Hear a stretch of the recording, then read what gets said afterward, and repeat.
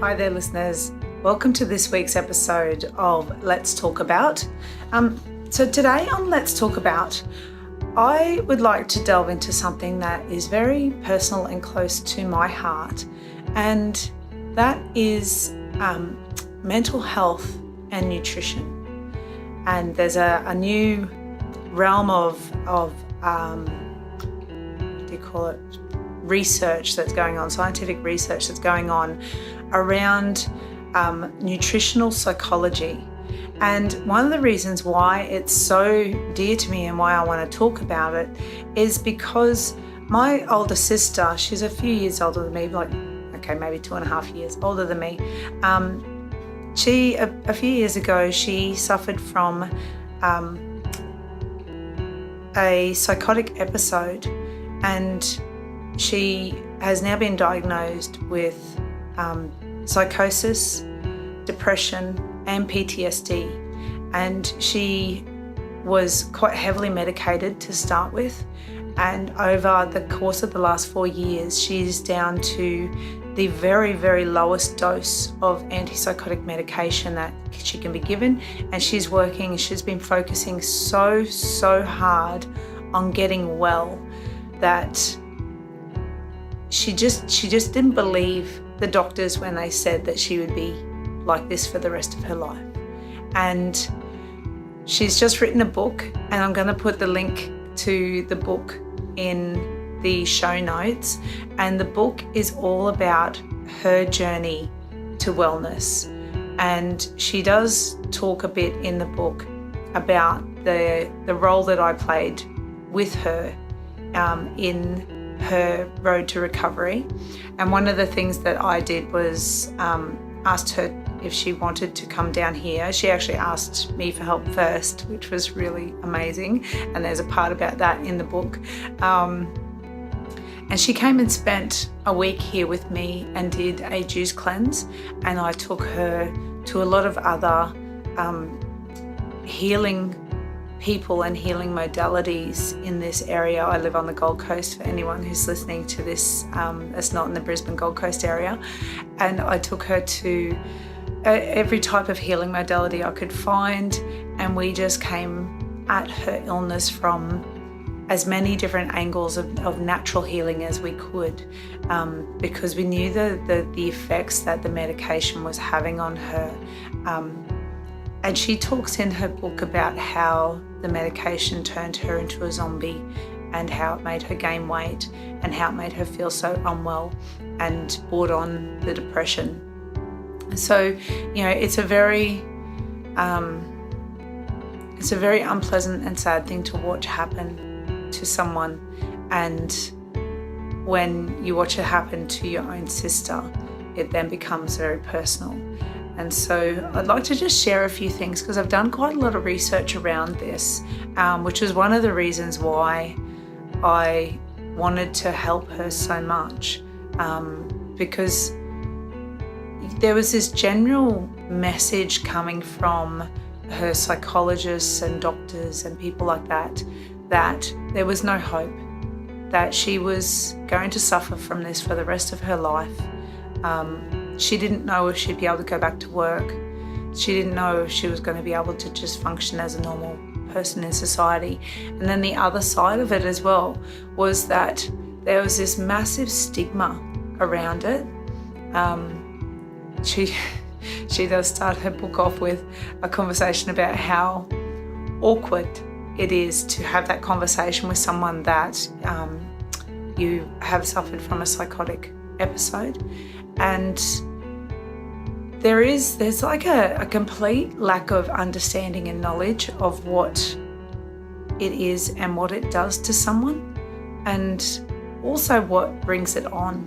I think that there's a huge lack of understanding. And I know when she first started going through it, I didn't know what to do. I had no idea what to do, and that was really scary, because I didn't know how to help her. And I wanted to go through some of the things that I have learned over these years, because it really could happen to anyone. It could happen to you, it could happen to someone in your family, and you don't know. And if it ever does, or even if you come across people from, not within your immediate family, but you meet someone who has psychosis or is going through a psychotic episode, it may just give you a little bit more understanding.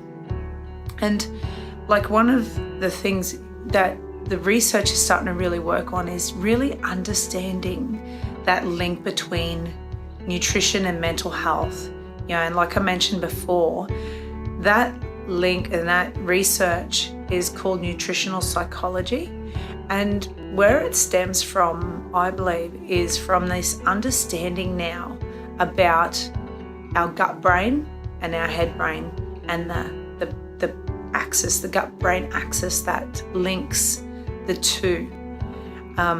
So it's in our gut, we have an enormous amount of neurons that are reacting the same as what the neurons in our brains react. But we also have a humongous amount of bacteria and yeasts and viruses that form up like between 1 to 3% of our entire body weight. We have a huge amount of bacteria in our body. And that bacteria, the type of bacteria and which ones are predominant in our body, can really, really massively influence our mood and our psychology. And these microbes communicate with our brain, and they have a massive impact. And there's a very, very strong link that now has been linked between that gut microbiome and depression, anxiety, and other types of mental complaints that people have. So according to the Psychobiotic Revolution, which is one of the, and I'll put all the links to everything I've got for researchers that I refer to in this video, I will put a link in the show notes as well. But this one in particular was talking about how bacteria secrete neurotransmitters, and they've been shown that these neurotransmitters are so powerful that they can actually rival Prozac. And that's what the good bacteria can do. So it can prevent depression if you've got good bacteria. Well, bad bacteria will actually increase incidence of anxiety and depression. And also there's a link between bad bacteria and autism and antisocial behaviours and all sorts of things. So it's really quite profound what your gut microbiome can do to you without you knowing it. So there's also been a very strong link between nutritional deficiencies or malabsorption of nutritional vitamins and minerals and risk factors for developing psychiatric disorders. So it's actually now being seen as one of the things that if you modify your diet, especially if you have any other risk factors, then you can actually prevent the onset of psychiatric disorders, which is quite amazing. It shows how powerful food really is and how powerful what we eat and why we eat it is in our body. So with that, I did just want to mention the role of fermented foods in this, because there's a lot of talk these days about bringing in more kombucha and water kefir or milk kefir or sauerkraut and other fermented foods back into our diet for our Western culture. And just so that we have a really good understanding, or we have not a really good, because it's such a massive topic that it's very hard to cover it right here, right now. If we think about fermented foods and where they came from, right back thousands and thousands and thousands of years ago in ancient cultures, people were eating fermented foods without even actually really realizing. When they started realizing that they were fermented foods, they then started to actually deliberately culture the fermented foods so that they could have certain foods throughout the year, so that when crops were in abundance in nature, they could then ferment them and have that throughout the year. So it's also shown, like there's been research then around our ancestral dietary practices and inflammation, and it's shown that the way that we used to eat didn't inflame our gut. It's actually the consumption of convenient, processed, high fat, high sugar, things have got chemicals added and flavorings and colors added and all these things. They're the things that actually inflame our gut, and that affects the lining of our gut, which then affects the incidence of irritable bowel syndrome and leaky gut and all of those other disorders that are coming now with our modern diet that weren't even known about in 100 years ago when this sort of food wasn't available. So the other really big impact that on our nutritional ability to process, and also on the impact of inflammation and everything into our gut, is actually the medications that are given. It's known that many of the medications that are given for mental illnesses and depression and anxiety and stuff have some very severe side effects, and doctors aren't taught about nutrition, and they're not taught on how to support patients to have a better quality of life if they do have to have these types of medications. What can actually happen is when a person has gone through a psychotic episode, and I know this because this actually happened to my sister. She resisted the medication so much. She really, really hated the feeling that the medication was creating. She hated feeling like a zombie. She hated not being able to feel and communicate with people, and she hated the weight gain. She felt like a big fat lazy zombie, and those were her words. And that's really, that I can't even imagine what that must feel like to be going through that. But because of those feelings, she wanted to stop her medication. And this is something that happens in a lot of people who are medicated for mental illness, is they stop taking their medication because it makes them feel so horrible. But then they either relapse or they are at very, very high risk of self-harm, suicide, and all sorts of other issues. So there has to be a way where we start really looking at how to get people on this type of medication well, and also how to bring back good nutrition into their diet so that they can handle the medication better. There's a huge amount of resistance in the medical industry to even acknowledge nutrition as being an important part of this whole picture. And I think that that's just through ignorance and a real downfall in our education system. It is starting to change. There is a change, there is a revolution going on where there is a massive movement towards understanding nutrition better, going back towards natural and alternative healing more, because the way that we're doing it right now is not working. So just with that, what I would like to really talk about is then what are some things that you can do to support your body if you do have to take this medication, if you're at risk of ever developing any of these sort of mental illnesses.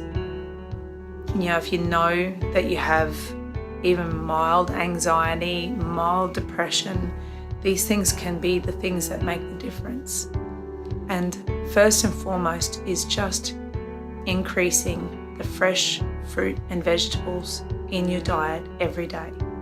Drinking water, sleeping, getting into the sun. They're so basic steps, but they're basic steps that I know are really, really hard for some people to bring in. If you are one of those people who you use the convenience of processed foods, you barely ever drink a glass of water, you sit in front of a computer all day at work or in front of a screen of some sort, you very rarely go outside and put your feet on the ground. Making these changes can be an enormous challenge. But if you really think about what's happening in the future for you and what your quality of life is going to be like, and what's the quality of life you want, then making these changes is essential. I've watched as my sister has just worked so hard to help to improve her well-being in the face of really, really challenging circumstances with the medication, with the way that she didn't see it coming and so was eating poorly before as well. And I don't know whether or not changing that before would ever have changed what happened, and it doesn't matter because it's done now anyway. But I can see that, and she can see that improving it and changing it now is making a difference. So I highly recommend, if you have any connection with any sort of mental illness in your family, within yourself, and you want to get onto a path of wellness, then read my sister's book. It's a really easy, fast read, and it's full of very deep, insightful knowledge of what she went through in her journey. And I hope that it inspires you to make some changes for you to get well, or for someone within your family or your friends or your circle to get well. So that's it from me for today. I hope you enjoyed this podcast. Next week, right now I can't remember who I'm talking to. I am a little bit tired and I am in the middle of a water cleanse myself. So I may even just talk about water. I'm not really sure.